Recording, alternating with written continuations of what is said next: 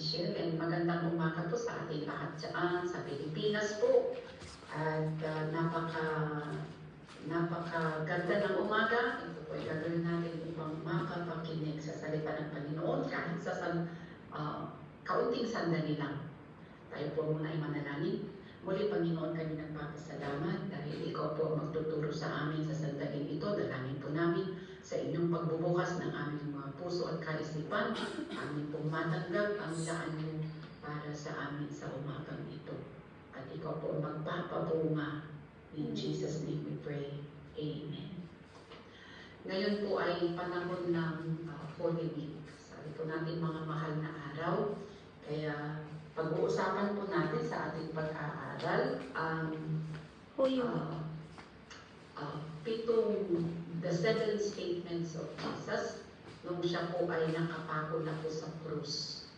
Si Jesus po ay napaka-committed, napaka-devoto po niya sa kanyang misyon. Palapit na po yung pagkawala ng buhay niya, ay tayo pa rin ang iniisip. Mga tao pa rin ang nasa isip niya. Kaya nangangaral pa rin siya, nagtuturo pa rin siya, like till to his very last breath, ay tao po ang nasa kaisipan niya.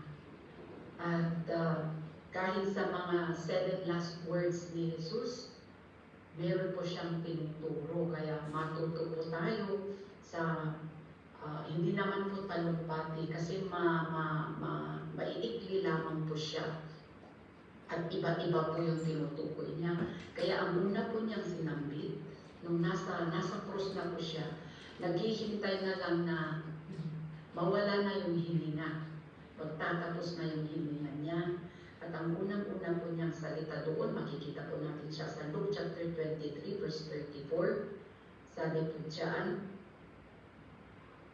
Panginoon, patawarin mo sila dahil hindi nila alam ang kanilang ginagawa. Sinabi ni Jesus, Ama, patawarin mo sila dahil hindi nila nalalaman ang kanilang ginagawa. Nagpalabunutan ang mga sundalo para paghati-hatian ang mga damit ni Jesus. So ito po, kasalukuyan po na dahil pinako na po siya, tapos na po siya, kaya nandun po siya sa krus, nakalambitin na po siya doon sa krus at nakikita po niya ang pinagkagawa ng mga sundalo. Pinaghahatian po yung saplot po niya, yung robe po niya, yung damit po niya, kasi inalis na po siya noong siya po ay pinako sa krus. At kasalukuyan nilang ginagawa yun. At ito po yung sambit po ni Jesus. Sabi niya, Ama, patawarin mo sila. Sa gawin po ni Jesus na ito, tinuturo pa rin niya sa atin, kahit sa sandaling ito, na ang pagpapatawad ay ura-urada sana. Kahit ngayon, kahit sa kasalukuyan kang sinasaktan, kasalukuyan kang inaapi, kasalukuyan ka na ina-accuse, kasalukuyan sa loob mo nagpapatawad ka na. Ganun po yung tinuturo ni Jesus dito. Kasi napakaliwanag po na pag hindi po tayo nagpatawad, hindi rin po tayo mapapatawad. Kung bakit po ito parang pinagdiinan ng pansin ni Jesus. Kasi mahirap po itong gawin kahit mga mananampalataya sa panahon natin ngayon. Kahit mga Kristiyano, kahit mga matagal na mananampalataya, mahirap silang magpatawad. May listahan pa ng mga pinaggagawa ng ibang tao sa kanila. Hindi madaling limutin. Pero dito makikita po natin na kasalukuyan po siyang minamaltrato, nagpapatawad na po siya. At yun po, alam po ba natin na ang mga huli-huling hiling ng isang mamamatay ay talagang mabigat, mahahalaga sila. Kaya pitro po ito at atin po silang tingnan lahat. Unang-una po yan, napaka-importante po, maging mapagpatawad. Kailan natin igagawad ang pagpatawad? Pagpapatawad, ura-urada, kahit kasalukuyan. Kasalukuyan kang ginagawa ng masama, patawarin na. Patawarin na kasi tayo rin po ang maghihirap kung hindi po tayo magpapatawad. Ang pag hindi ka nagpatawad, nagagalit ka, may nai-stroke pa nga. See, kabuti rin natin kung tayo ay mapagpatawad. Kahit sa kasalukuyan katulad ng gawin ni Jesus. Inihintro po niya, ginawa po niya, at gusto po niyang gawin din ng mga susunod sa Kanya. I-exemplify it, He-modeled it, ganito ang gawin. Kasalukuyan po, sobra-sobra po, alam po natin na sobra-sobra po yung ginawa kay Jesus. Mga sundalo ng Romano, yung mga pinuno ng mga relihiyon ng isang mga pari, mga leaders, sila po yung nag-orchestrate, sila po yung gumawa ng paraan upang si Jesus po ay mapako sa krus. Pero pinatawad po sila. Sabi po ni Jesus, hindi nila alam ang pinagkagagawa nila. Yun po yun.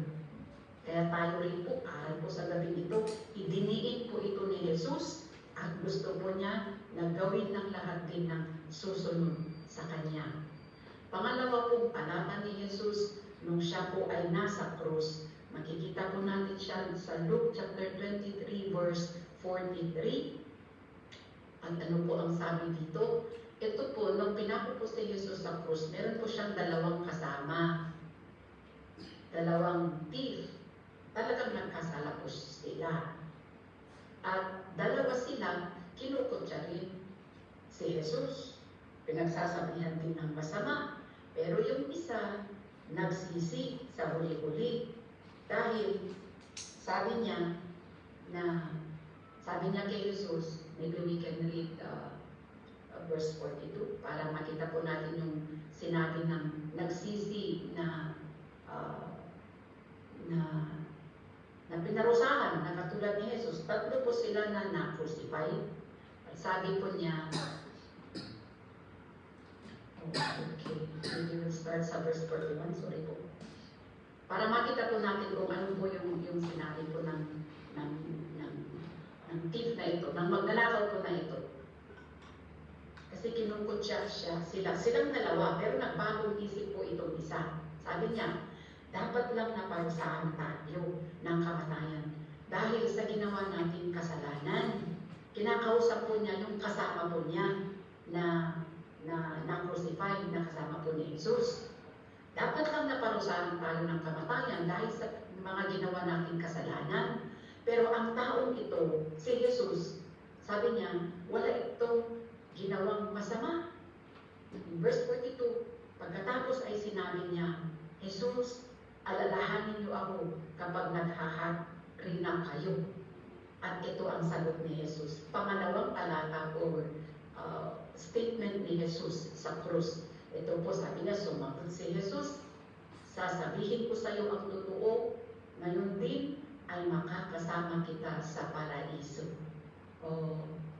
Ito, kanina lang, kinukutya siya ng masamang tao na ito. Pero nagbagong isip siya, nagbagong puso siya. Tapos kahit man hindi sinabi na patawarin mo ako.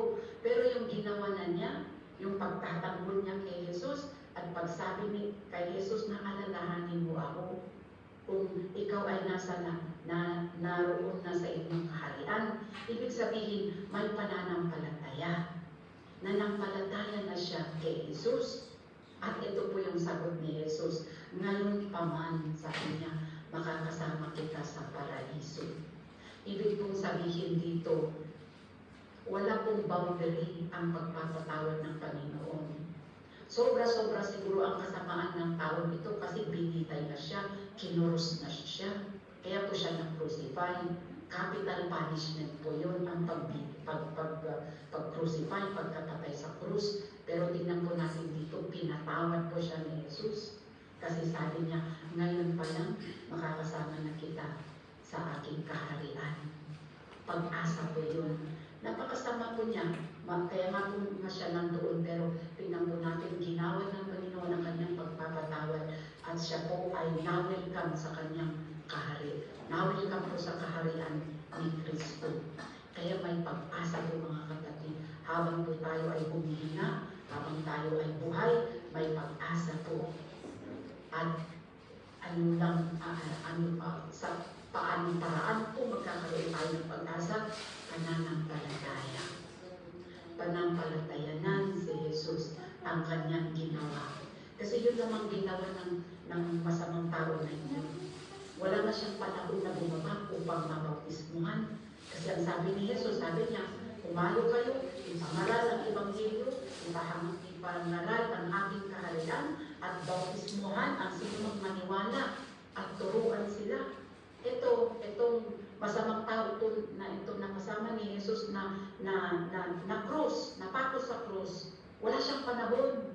Pero may panahon po siya na nagsisi at nanampalataya at napasa kanya ang kaharian ni Jesus. Si Jesus mismo ang nagsabi sa kanya, kaya may pag-asa. Kahit pa ang kasalanan natin ay ang katapat ay capital punishment, katulad po ng masamang tao nito, may pag-asa po tayo sa kanyang kaharian.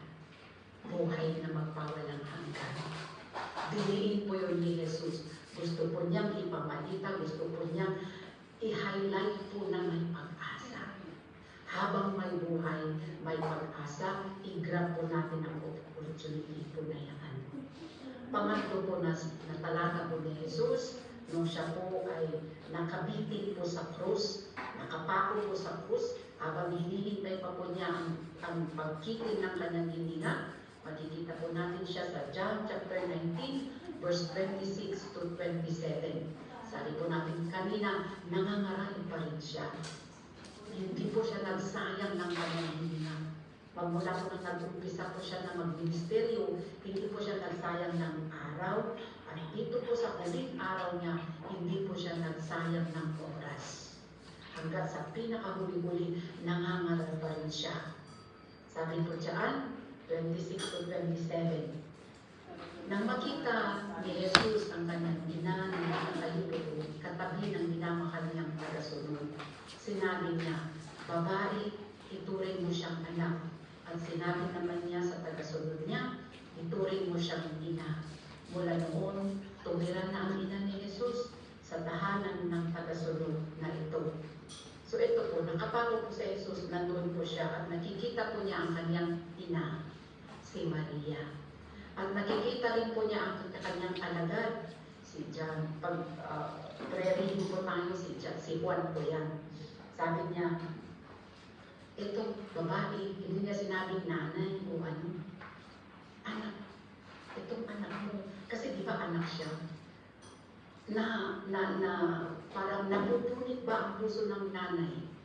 Na nakikita ang anak sa ganun na lang na hirap at hapdi. Hirap ng kalooban at hirap ng katawan. Naghihintay na lang ng kamatayan. Sinong ina ang hindi na napupunit ang puso? Her life is broken, na parang nasasaksihan po niya ang paghihirap ng kanyang anak. Wala siyang magawa, wala siyang maitulong. Katulad din ni Jesus, wala din siyang magawa para i-comfort din ang kanyang anak. Pero ito po yung sinabi niya, huwag kang mag-alala, nandito si alagad, nandito si Juan mag-alaga sa iyo. Nanay, huwag kang mag-alala, nandito ang anak mo. Katulad din yung anak, binibigyan ng responsibilidad. Kasi di ba mga anak, may responsibilidad na mag-alaga ng kanilang mga magulang. Ano po sinasabi ni Jesus dito? Ano po yung ipinapahiwatig po niya rito? Na siya ay may puso rin makatao, na iniinda rin niya ang kalagayan. Kahit siya ay alis na hindi rin niya hayaan na walang mag-aalaga sa kanyang ina. Meron naman siyang mga kapatid. Pero ang tingnan po natin dito, kung sino yung nandyan, yan ang nabibigyan ng tungkulin. Kung nandun yung mga kapatid niya, yung mga kapatid niya ang pagbibilinan niya, pero wala sila. Kaya dito natin po makikita, yung available, siya yung nabibigyan ng tungkulin. Hindi tayo maghahanap ng, si ano. Yun na yun. At spiritual na pamilya. Kaya sabi nila, mas makapal daw ang dugo sa tubig. Ang magkapamilya, mas makapal, mas matindi yung relasyon kaysa sa hindi magka-relasyon sa dugo. tutuluyan po natin yan. Mas bigger ang espiritu na nagbubuklod sa mga tao kaysa sa dugo. Kaya kung minsan ang spiritual na pamilya ay it supersedes the natural. Kasi hindi naman magkaano-ano si Maria at si Juan na alagad. Pero bakit po sinabi ni Jesus yun? Kasi higher po ang spiritual na relasyon. Kaya mga Kristiyano, kahit hindi magkaano-ano, parang napakalapit ng loob sa bawat isa dahil po ang nagbubuklod ay mismong Espiritu ng Diyos. Mas makapal ang Espiritu nagbubuklod ng mga mananampalataya kaysa sa dugo na nagbubuklod sa tao. Biological na mga relatives pa, mas makapal po ang Espiritu. Yun po yung explanation na bakit parang mas malapit ako kay sister kaysa sa mismong kapatid ko sa dugo. Yun po yun. Napakahalaga po ng spiritual na family. Kaya tayo po dito, tayo po dyan, kahit po walang mga kapamilya na medyo bumibisita, kayo po ang magkapamilya. Ikaw kapatid niya. Tayo po yung magkakapatid, kayo po yung magkakapatid. Mabigat pa na pagka-relasyon. Kung totoo pong pinagbuklod tayo ng Espiritu ng Panginoon, mararamdaman po natin yan. At yan po ang gusto ng Panginoon. Now we look after each other. Let us be our brother's keeper. See? Concern ako sa iyo, concern ka sa akin. Ganun po. We take care of one another. Yun po ang kaibahan ng espiritual na pamilya sa mundo po. Naiiba po talaga ang kaharian ni Kristo. Pang-apat po, kaya yun po importante po yun. Kaya po yun, ginawad ni Jesus, huling mga talata niya, mabibigat po sila, mahahalaga po sila.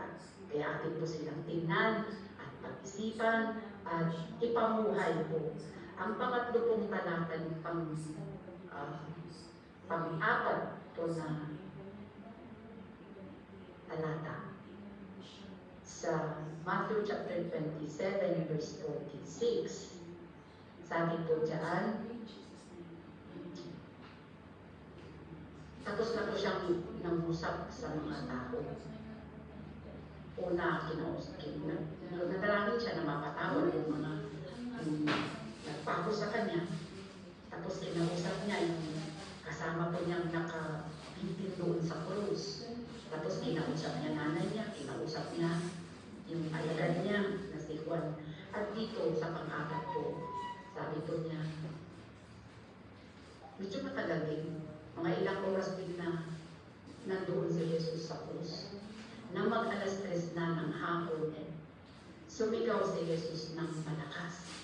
Eloi, Eloi, lema sabachthani. Na ang ibig sabihin ay, Diyos ko, bakit mo ako pinabayaan? Hindi po ito hindi pagtitiwala sa Diyos. Ito po ay boses ng hapding-hapdi na hirap na. Pinababayaan ba siya ng Panginoon? Mula kasama po siya ng kanyang ama. Ngunit sa sandali po na inako po niya ang lahat ng kasalanan ng mundo. Inako po niya ang kasalanan natin po lahat. Kasi sabi ni Pedro, kayo mga kasalanan niyo sa mga Israelita. Tapos sa Romans, kasama na rin yung kasalanan natin doon. Kaya lahat ng kasalanan po, yun po ang dahilan kung bakit napako si Jesus sa krus. At sa kanyang pag-ako ng kasalanan ng buong mundo, nawalay po siya sa banal na Diyos. God is holy.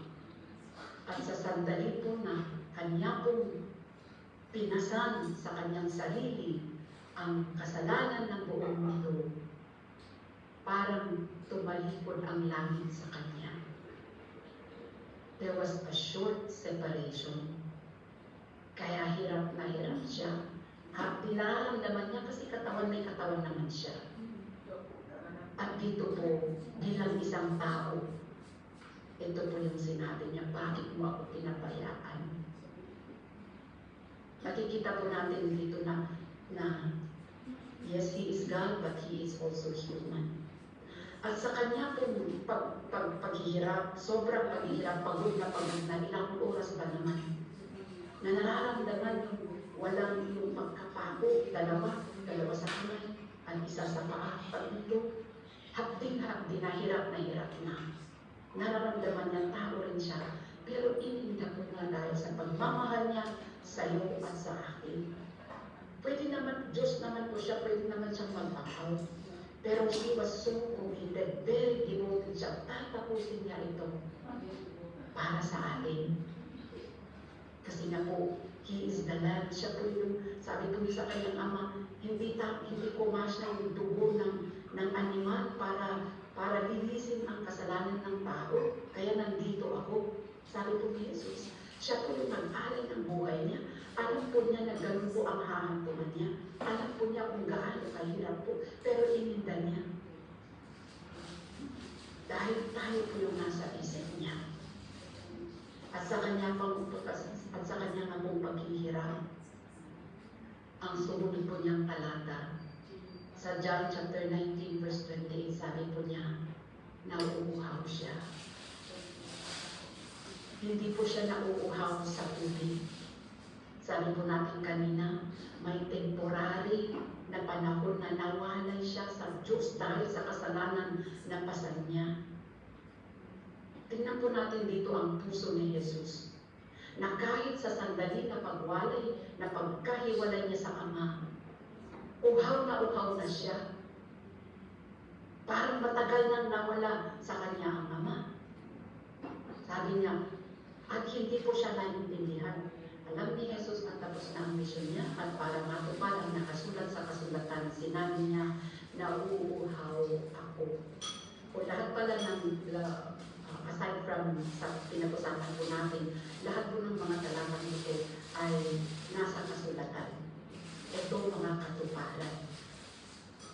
Yung pagkauhaw po niya ay ang tinuturo po sa atin. Sabi po ni David na parang isang like how a deer pants for the water, for streams of living water. Parang yung uksa, uksa sa Tagalog, yung uksa ba, na parang gusto naghahanap ng tubig, at uhaw na uhaw. At naghahanap siya ng tubig para maisan yung pagkauhaw. Ganon din sana tayo. Ito po yung nararamdaman ni Jesus sa pagkawalay na, sa maikling sandali na nawalay siya sa kanyang Ama. Ito po yung nararamdaman niya, uhaw na uhaw siya. At ganon din sana tayo. Pagkauhaw natin sa Panginoon at nagpapasalamat tayo dahil hindi po ipinagkait sa atin ang tubig na pumupukaw sa ating pagkauhaw. Dahil meron po tayong paraan upang makainom. Meron po tayong salita ng Panginoon na binabasa. Meron pong panalangin na pwede tayong makalapit sa Kanya at manalangin. At ibalik sa ating mga kaisipan ang mga salitang ating mga napakinggan. Imuni-muni. Ganun po tayo nakakainom kung wala po tayong Bible. Isulat po natin sa ating mga puso ang mga napapakinggan po natin. At yun po yung ipapanalangin po natin. Nakaka-relate tayo at bubuksan ang mga puso. Punuin mo ako. Ganun po tayo nakakainom sa Kanya. Kasi si Jesus po, siya po yung makakapag-satisfy po sa pagkauhaw po natin. Katulad po ng pagkauhaw na ito ni Jesus sa presensya po ng kanyang Ama. Na po natin mga kapatid, kung ganito po yung buhay natin, we will be contented. Makukontento po tayo, kahit ganyan po ang sitwasyon, okay po tayo. May katahimikan, may kapayapaan, may kagalakan pa rin. Pag tayo po lagi nakakainom kay Kristo. Nakakapanalangin, nakakapag-muni-muni ng kanyang mga salita kung wala po tayong Biblia. Kung pinagkakait po sa atin na magkaroon po tayo ng Biblia, pwede pa rin. Isulat po natin ang mga salita nito sa ating mga puso, ang kanyang mga pangako po. At ang pang-anim po na talata po ng Panginoon, we'll try to finish this in a short while po, sa John chapter 19 verse 30, mga mabibigat, mga mahahalagang talata ni Jesus, sabi po dyan, John chapter 19 verse 30, sabi po niya, it is finished, tapos na. Nang masiksik na ni Jesus ang alak, sinabi niya, tapos na. Iniyuko niya ang kanyang ulo at nalabot ang kanyang hininga. Pero bago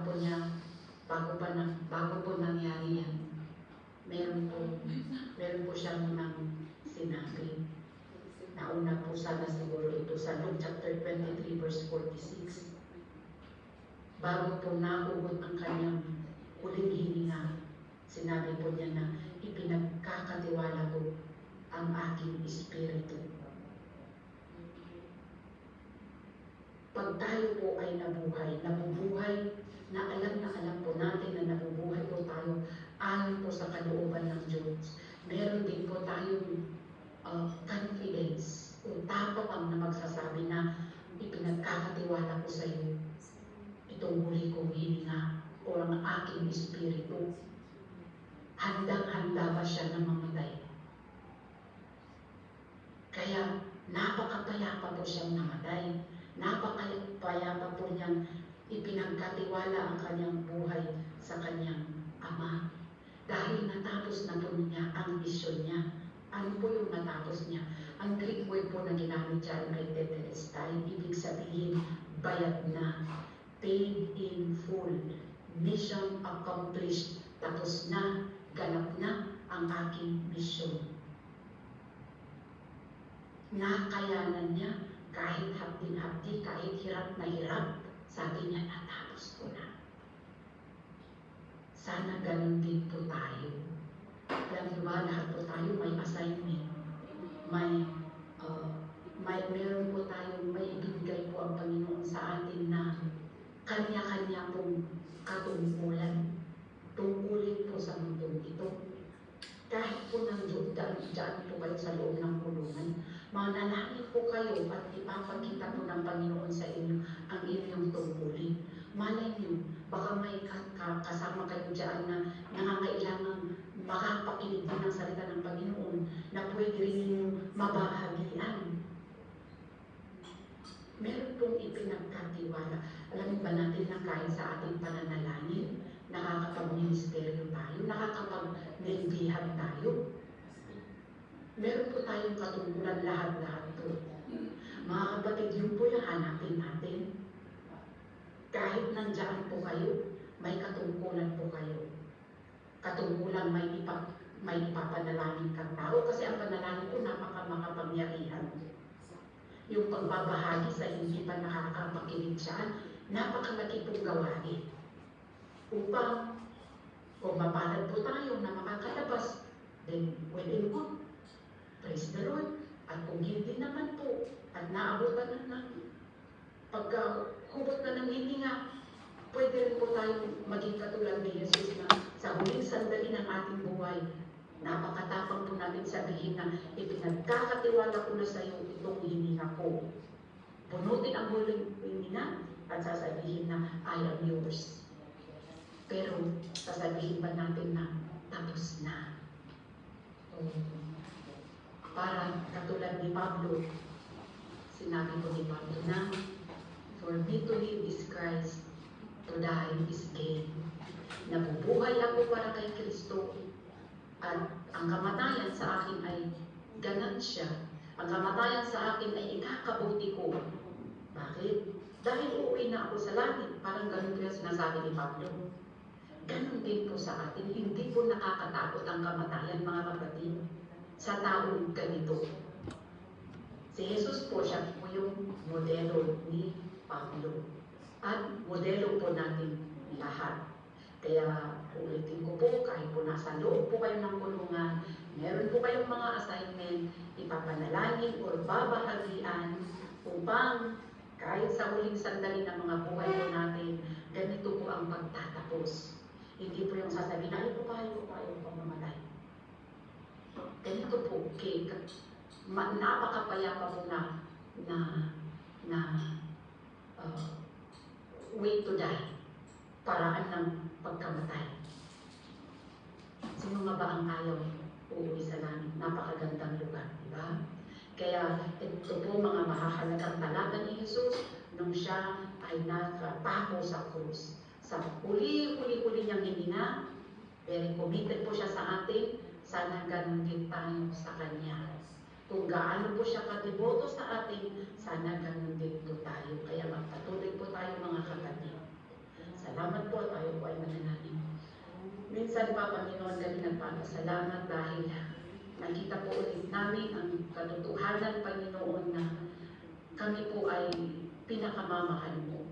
At dahil sa huling sandali ng inyong hininga, ikaw pa rin ay nangangaral upang kami po ay paalalahanan. At nakapakinig po kami, dalangin po namin na ang mga salitang ito ay mananatili sa aming puso at aming pong pagmuni-munian. At ikaw po ang tutulong sa amin upang aming ipabuhay mga huling biling mo na napakahalaga po na aming tuparin. Salamat, Panginoon. This is our prayer in Jesus' name. Amen. Back to you, Pastor. Hallelujah! Maraming salamat po, Pastor Amarilu, sa ibinahagi niyo po mga salita ng ating Panginoong Diyos.